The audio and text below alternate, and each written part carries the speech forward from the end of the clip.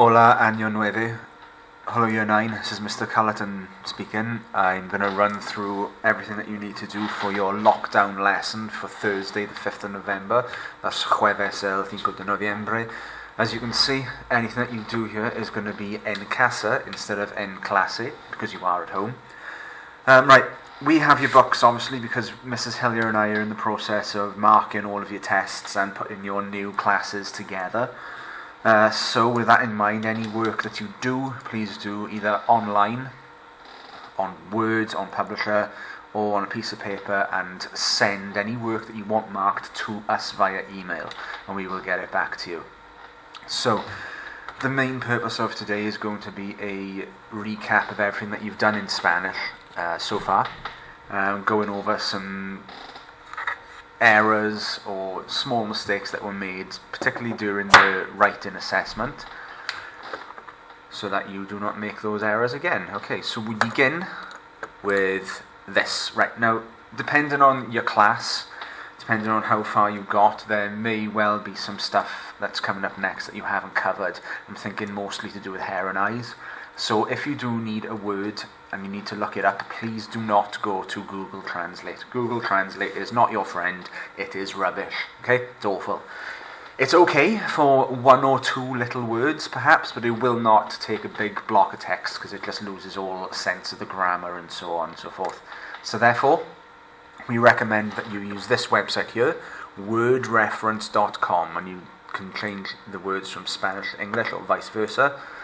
That is the site to use. Now then, to begin, here we have a block of text written entirely in Spanish. Okay, it's quite similar to what you were asked to do for your writing assessment. It's someone talking about themselves, what they look like, they got their hair and eyes in there, they talk about their family members as well. So that's written in Spanish, and it's looking pretty good. However, the Spanish text has been translated into English, but it's been translated incorrectly, and there are 20 mistakes. I need you to find them, highlight them, and correct them. Now then, there is the incorrect English translation. So, his name is Paco, he's 14 years old, but is he, according to this text? And so on and so forth. Okay, because you'll be hopefully using the screen recording alongside this lesson, I would suggest at this point that you pause the screen recording and do your work there. When you see that the screen has changed display, that's when I'm going through the answers, okay? So, you know, it'd be easy to just let it run and just get all the answers, but then you're not gaining anything, okay? Have a good read. There's 20 different mistakes. A lot of them are to do with the vocabulary, of course. Over to you. Highlight and correct.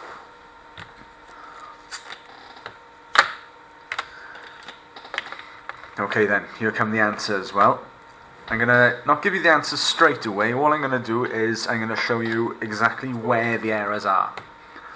Anything that you can see in bold is an error. So for example, number 1, hello, my name is Paco and I'm 14 years old. Well, that is a mistake. He is not 14 years old. He is 15. All I need you to tell me is, how old is that? And those are your answers. Excusez-moi. I am going to leave that there. Anything that you want marked, please send to either myself or Mrs. Hillier, depends who taught you. Okay, moving on then. Possessive adjectives, saying my and your, his and her. Now this was attempted during the writing assessments, and some of you got it spot on, some of you were struggling a little bit. So as a quick reminder, my. There are 2 words for my. It's either mi or mis. Hence the S in brackets. So that is all about whether you use the mis one, the one with the S, if it's plural. Tus, sus. 2 new ones here, our and your, nuestros and vuestros, or vuestras, or nuestras. Now you'd only use these, probably not until you're 10 or you're 11, but they're worth being aware of. And if you need to write this down somewhere, feel free, but you will be using this grid to help you complete this small exercise. So you've got number 1, mi o mis madre se llama Isabel y mi o mis padre se llama Paco. We want you to select which version of my is the right one to use? Is it mi madre se llama or mis madre se llama? Now go back to what we said. Mi would be singular, mis would be plural. So in this case, I'm hoping you are going to select the correct one. Same again with number 2. ¿Cómo se llaman tú o tus hermanos? What are your brothers called? And that should lead you to the correct answer. 3. En mi familia tenemos muchos animales. Nuestro perro se llama Héctor. In my family we have a lot of animals. We're looking for his name is Hector. And finally, Sara y Felipe, vuestros padres fuman. Which one is the correct version to use? Again, type up your answers, put them on the same word file as your other work, and we will mark it if you send it to us. Okay, moving on. I have scoured the internet for a past paper reading GCSE question on this sort of stuff, and there's not a lot there, which suggests that it doesn't always come up during the GCSE course, certainly not in the exams, but you never know. Here's one from a couple of years ago. It's a 4-mark question. It's probably foundation style. Foundation meaning that it's the highest grade available there would be a C. It's all about Laura's friend Andrés, who says, voy a ir de vacaciones con mi amigo Andrés. Tiene 17 años. Es rubio y tiene los ojos marrones. Para mí lo bueno es que es deportista. Me llevo muy bien con Andrés porque es muy divertido. And you've got 4 questions to answer here. How old's Andres? What colour is his hair? And why does Laura like him? Give 2 reasons. Now it's really important that you do focus on the marks in brackets. 1 mark, 1 mark, 1 mark, 1 mark. Particularly part C says give 2 reasons. So give 2 reasons. Don't give 1, don't give 3, give 2. Again, depending on the class, you may need to refer back to wordreference.com for 1 or 2 of these. But if you can do this without using the dictionary or any sort of help, you will be doing very, very, very well. Foundation style. Once again, I repeat, if you want it marked, send it to us. Slightly more difficult then will be a more higher tier style of questioning.